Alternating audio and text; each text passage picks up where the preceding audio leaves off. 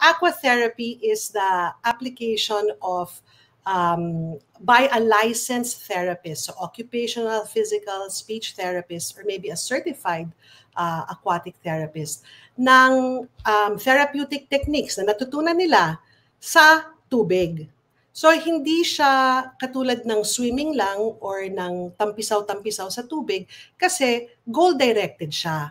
Aalamin mo kung ano yung overall gustong ma-achieve ng parents for the child, and then you will work with a team. So hindi ka stand-alone na aquatherapy lang.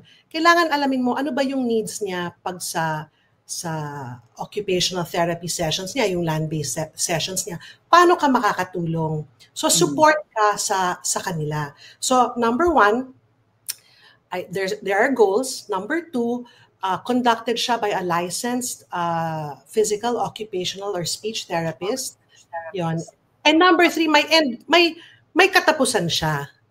No? So hindi siya forever and ever.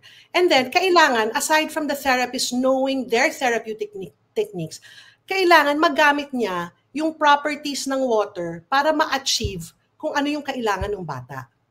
So, yung properties of water like buoyancy, like temperature, like flow, pressure, kailangan maisip ng therapist kung paano ito magagamit para matulungan yung bata.